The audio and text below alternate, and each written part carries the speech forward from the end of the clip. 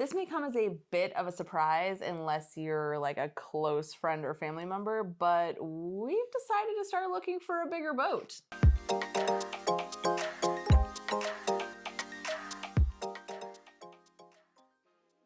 We've always known that Ecola probably wasn't our forever boat, and we really wanted to make sure that we really enjoyed the cruising, live aboard lifestyle before we decided to upgrade. And we've made that decision. We really do enjoy living and traveling on the boat a lot.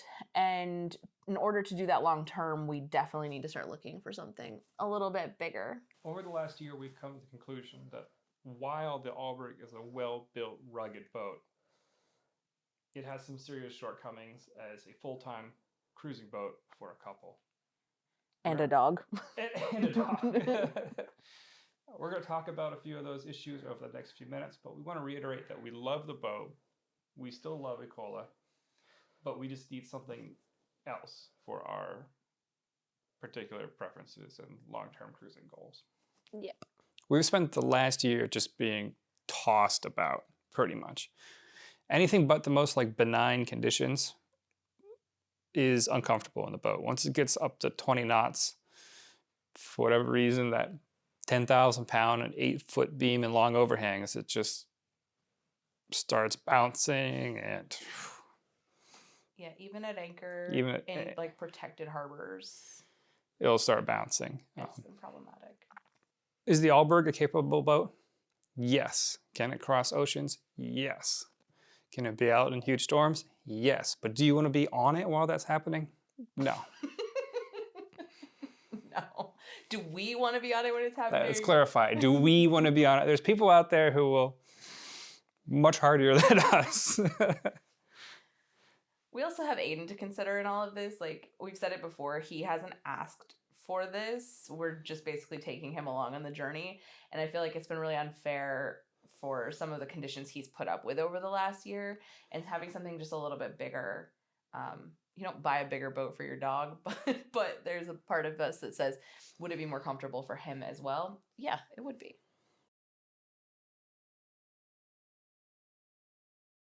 For its size, the Alberg 30 is a really seaworthy boat, but it's really squirrely downwind, like to the point that autopilots don't work downwind in even the slightest of waves. And then on the flip side, it's that in 3 to 4 foot waves stop her dead in her tracks. 2 foot waves will significantly slow her. All of this adds up to windows for us to travel out on the ocean are short and hard to come by and lead to us motoring a heck of a lot more than we'd like to.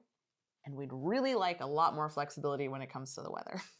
The next thing we're looking for is room for guests. Over the last 18 months, the thing I've struggled with the most is homesickness, and not being able to have friends or family come visit on the boat makes it really challenging.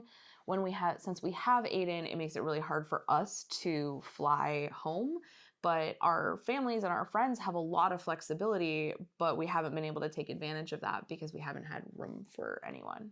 Additionally, a little extra room will allow us to take on crew for longer passages, which would be huge. We would also like a legitimate galley. I vastly underestimated how much I would miss having an oven and a real space dedicated for a kitchen. At one point this year, we even considered putting an oven in Ecola, but that would have taken away a sea berth and our whole issue with being tossed about at sea made that pretty much impossible. So having a legitimate galley in the next boat is super important.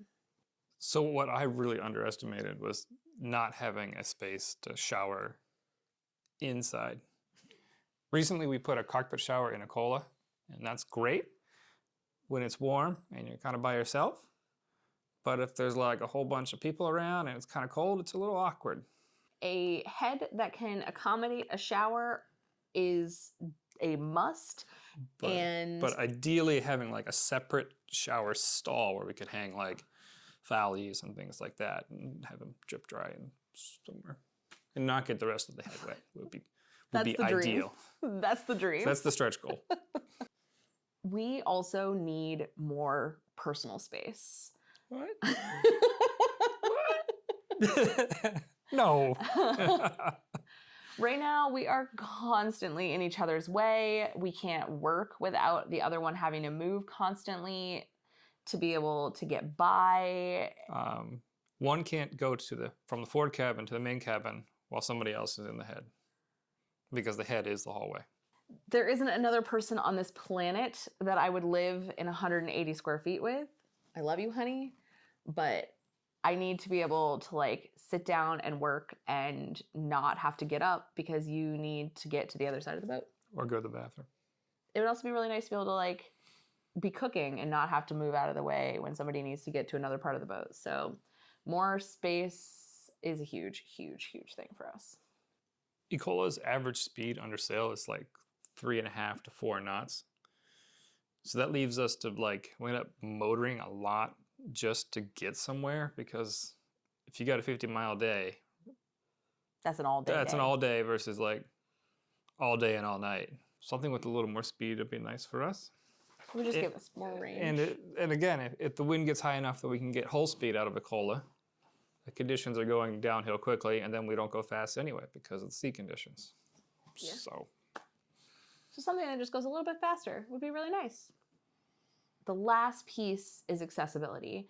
We don't talk about this a lot, but 4 years ago, I was told that I have no cartilage left in my right knee. And while that was a huge motivating factor for us to get going and to get cruising as early as we did, it also means that at some point, my mobility is going to be impacted.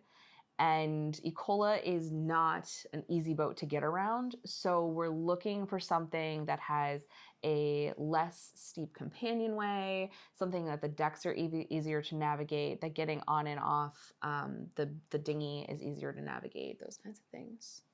We definitely want to keep it in the classic plastic category. We really like the look of the older boats, but we're looking for something with slightly less overhang, a little bit wider, and heavier. we want a real, honest-to-goodness oven. We'd also like a true head with space for a shower, ideally a shower stall. We want a double bunk or a space convertible to a double bunk for guests. And a cutter rig is very appealing. We wanted a designated spot for computer work.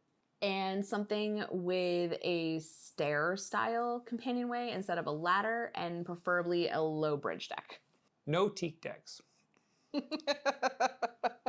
No explanation needed. We'd also like the cruising speed to be faster than our current cruising speed. And all in, the boat needs to cost less than $65,000. So that's boat and any upgrades or maintenance it would need in order to be cruising ready.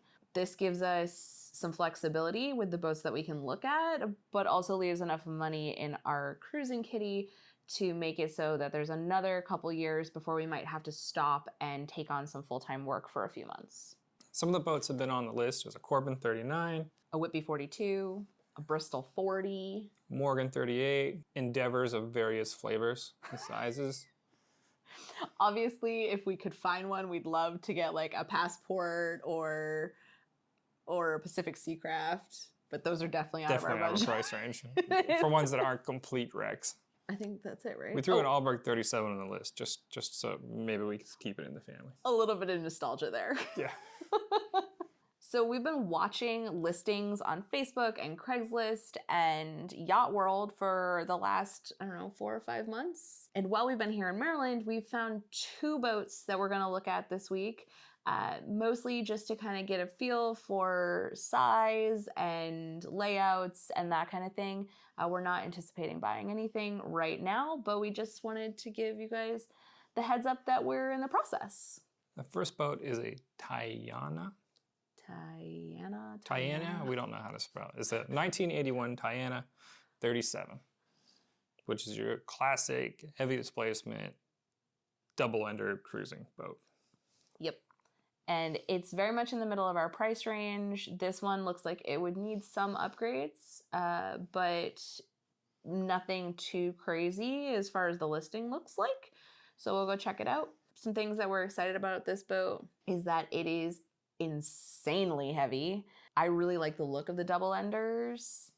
It is a cutter rig, which we're really looking for. So the Tyanos is like a semi-custom boat, so you can order the interior layout however you want.